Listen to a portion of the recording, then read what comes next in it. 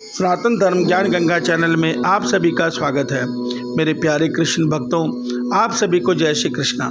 श्री भगवान आप सभी का जीवन आनंदमय, मंगलमय, भक्तिमय तथा धर्म की राह में प्रशस्त करें, ऐसी मेरी श्री भगवान जी से प्रार्थना है।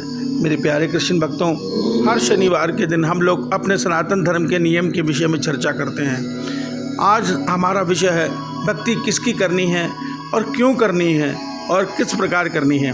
आज हम इस विषय में चर्चा करते हैं। मेरे प्यारे कृष्ण भक्तों, हर मनुष्य किसी न किसी की भक्ति जरूर करता है। हर मनुष्य के मन में किसी न किसी के प्रति श्रद्धा जरूर होती है। आज कुछ साधक ईश्वर के निराकार स्वरूप की साधना करते हैं, कुछ ईश्वर के सगुण स्वरूप की साधना करते हैं और कुछ मनुष्य देवी देवताओं की साधना करते हैं और कुछ अपने पितरों की और अपने पूर्वजों की और गुरुओं की साधना करते हैं और कुछ मनुष्य टोने टोटके में प्रेत पूजा आदि करते हैं। तो इस संसार में इस प्रकार सभी मनुष्यों की आस्था कहीं ना कहीं स्थित है। मगर आज कलयुग में हर एक की भक्ति में एक बहुत बड़ा दोष आ गया है। वो दोष यह है कि चाहे मनुष्य ईश्वर के निराकार रूप की साधना करे, चाहे सगुण स्वरूप की साधना करे, चाहे देवी देवताओं की साधना करे, मनुष्य अपनी साधना में सदैव ये इच्छा रखता है कि वह संसार में सुखपूर्वक रहे, उसको कोई दुख तकलीफ ना आए, या वो संसार की सिद्धियाँ पाना चाहता है। किसी निराकार जो योगी है उसको ये इच्छा रहती है कि मेरी कुंडली जागृत हो, मेरी आज्ञा चक्र सक्रिय हो जाए। तो इस प्रकार सभी मनुष्यों की जो मन की सांसारिक इच्छा है वो सांसारिक सिद्धियां और सांसारिक सुख वैभव पाने की है। और ये शारीरिक सिद्धियां और संसार के सुख वैभव की इच्छा से की गई भक्ति सकाम भक्ति कहलाती है। और सकाम भक्ति में कोई दिव्यता नहीं होती। सकाम भक्ति से कभी भी हम ईश्वर को नहीं पा सकते। तो हमारे वेद और शास्त्र और श्रीमद् भगवद गीता हमें यह बताते हैं कि हमें जो संसार की में सुख वैभव शांति मिलेगी वो हमें धर्म के राह पे चलकर अपने आप मिलेगी।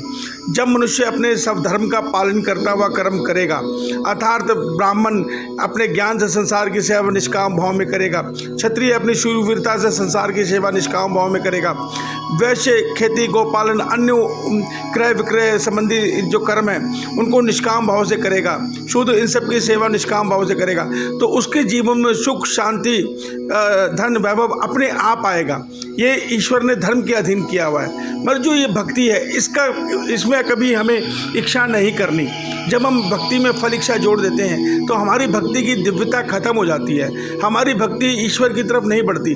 हमारी भक्ति संसार में ही विषयों में ही भोग कर, हमारी भक्ति के फल में हमें संसार के सुख मिलते हैं, वैभव मिलते हैं, जिनको हम भोग कर ख़त्म कर देते हैं। सोचिए, उस भक्ति से हम ईश्वर को पा सकते थे और हमें मिला क्या? संसार के सुख जो क्षणिक सुख जो भोग कर ख़त्म हो गए। तो ईश्वर भगवान हमें यह बताते हैं कि मनुष्य को कभी भी भक्ति फल इच्छा से नहीं करनी चाहिए। जब मनुष्य फल इच्छा से भक्ति करता है तो भगवान श्रीमद् भगवद गीता में हमें बताते हैं कि ऐसे मनुष्यों की आस्था मैं स्वयं उनके हृदय में विराजमान हूँ, मैं स्वयं उनकी आस्था अपने देवी देवताओं में स्थिर कर देता हूँ। जिन देवी देवताओं की वो भक्ति करके उनसे वो संसार की सिद्धियाँ पाते हैं और उन सिद्धियों को भोग कर सदैव जन्म मरण चक्र में फंसे रहते हैं। मगर भक्ति का अर्थ बहुत बड़ा अर्थ है। भक्ति है ईश्वर से प्रेम का नाम, भक्ति है ईश्वर को पाने का नाम।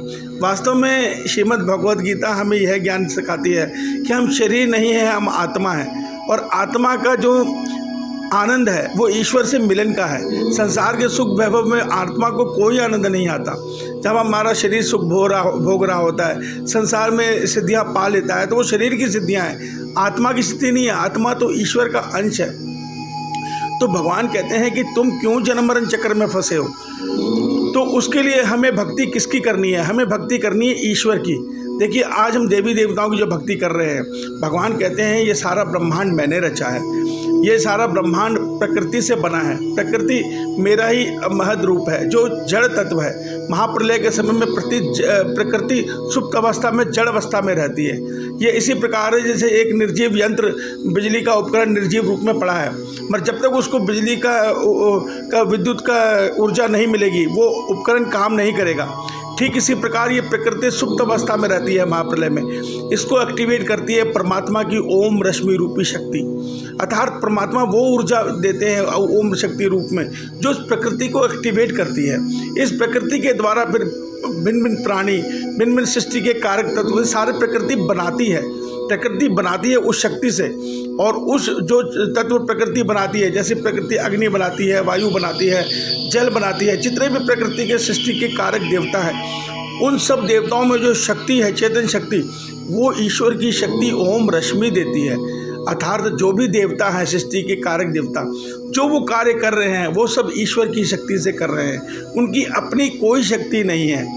जैसे आप अपने शरीर को ले लीजिए, हमारा जो ये शरीर है ये पंच तत्व से बना है, प्रकृति ने इसे बनाया है, मगर इस शरीर में जो शक्ति है वो ईश्वर की आत्मा रूपी शक्ति है, ईश्वर का अंश है, और वो ईश्वर का अंश है, वो ईश्वर के अंश से ये शरीर चल रहा है। इसमें प्रकृति का रोल नहीं है, प्रकृति यहाँ पे केवल शरीर बना रही है, और इस शरीर को चलाने की शक्ति ईश्वर ने दे रखी है। तो ईश्वर हमें यह बताते हैं कि जब सब चीज़ का कारक मैं हूँ, अर्थात वायु की शक्ति मैं हूँ, जल की शक्ति मैं हूँ, सूर्य की शक्ति मैं हूँ, अग्नि की शक्ति मैं हूँ, प्रकृति की शक्ति आदि शक्ति दुर्गा जो है उनकी शक्ति भी मैं ही हूँ।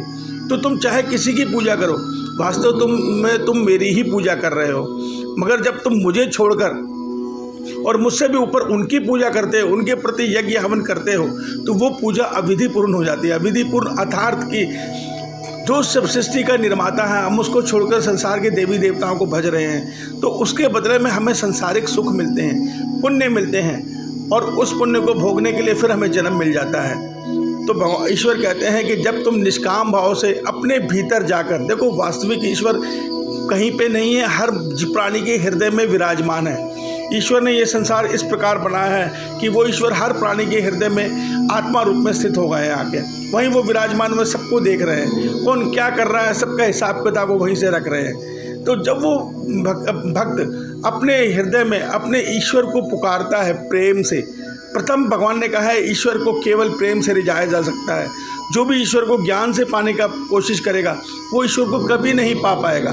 ईश्वर को पाना है तो ईश्वर को रिझाने की केवल एक शक्ति है, ईश्वर को हराने की केवल एक शक्ति है, वो है प्रेम, अनन्य प्रेम, निष्काम प्रेम, निस्वार्थ प्रेम। वो प्रेम जो मीरा माँ का था, वो प्रेम जो बिल्लियों का था, वो प्रेम जो गोपियों का था, वो उस प्रेम से ईश्वर रिझते हैं।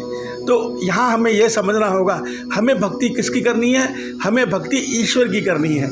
ईश्वर दो रूप से इस संसार में रहते हैं, एक तो वो निराकार आत्मा रूप में सबके अंदर विराजमान है, दूसरा वो सगुण रूप धर के इस सिस्टम में सदैव समय समय पर जब जब धर्म की हानि होती है तब तक वो आते हैं। तो हमें भगवान गीता में समझाते हैं क्योंकि निराकार की पूजा बड़ी मुश्किल है, कलयुग में करनी बहुत मुश्किल है। कलयुग का मनुष्य निराकार में ध्यान नहीं लगा सकता, तो मनुष्य को चाहिए कि मनुष्य ईश्वर के सगुण स्वरूप से प्रेम करे, और सगुण स्वरूप का प्रथम शुरू में ईश्वर के नाम का सुमिरन करे। हरे कृष्णा कृष्ण कृष्ण हरे हरे, हरे राम राम राम हरे हरे। इससे मनुष्य के राजसी और तामसी गुण घटेंगे और मनुष्य के अंदर सात्विक गुण बढ़ेंगे, जिससे मनुष्य में सत असत का भेद जानने वाली विवेक बुद्धि जागृत होगी, जिससे मनुष्य ये सत्य जान पाएगा कि ये शरीर अनित्य है, झूठा है, एक दिन खत्म होने वाला है, ये दृश्यमान जगत खत्म होने वाला है। इस प्रकार सत असत के पहचान के बाद मनुष्य केवल उस मनुष्य का मन उस चीज़ की तरफ भागता है जो चीज़ सत्य है, जो सदैव रहने वाली है, वो है आत्मा और परमात्मा। फिर मनुष्य का मन आत्मा की साधना में लग जाएगा और वो अपनी आत्मा की साधना करते हुए आत्मा को पहचान के आत्मा से अपने ईश्वर को पुकारेगा, हे ईश्वर मैं तुम्हारा हूँ, तुम मेरे हो। फिर वो ईश्वर द्रवित होते हैं। तो यहाँ एक सत्य समझ लिए, हमें भक्ति ईश्वर की करनी है और उसके लिए कहीं जाने की जरूरत नहीं है। उसके अंदर आप एकांत काल में अपने ईश्वर को मन में याद करते हुए उनके नाम का सुमिरन करोगे तो वो आप उनके नज़दीक होते चले जाओगे। हमें उनसे केवल एक पुकार रखनी है, हे ईश्वर तुम मेरे हो, मैं तुम्हारा हूँ, मैं तुमसे तुम्हारा प्रेम मांगने आया हूँ, हम और मुझे तुम्हारे से इससे अतिरिक्त और कुछ नहीं चाहिए। ये जो दुख सुख दुख है ये तो मेरे शरीर के हैं, ये तो मेरे कर्म के फल के भोग है, इसे भोगने दो, मुझे इसकी कोई चिंता नहीं है, मगर तुम मेरे से दूर मत जाना, मेरे करुणा निधान, तुम मेरे बने रहना। बस ये पुकार हमें ईश्वर के नज़दीक ले जाएगी और एक दिन अपनी दिव्य भक्ति के द्वारा हम ईश्वर को द्रवित करके मोक्ष पद तक यानी अपनी आत्मा का अपने परमात्मा से मिलन कर लेंगे। तो मेरे प्यारे कृष्ण भक्तों, श्रीमद् भगवत गीता और वेदों का सार यही है, अगर आप इसको समझ जीवन में मनन कर लिया तो बात बन जाएगी, हमारा इसी जन्म में कल्याण संभव हो जाएगा। मेरे प्यारे कृष्ण भक्तों, श्रीमद् भगवत गीता का सार यही है। भगवान श्रीमद् भगवत गीता में हमें यही समझाते हैं, बाकी हम अगले श्लोक में समझेंगे। जय श्री कृष्णा। श्री भगवान आप सभी का जीवन आनंदमय मंगलमय भक्तिमय करें। जय श्री कृष्णा।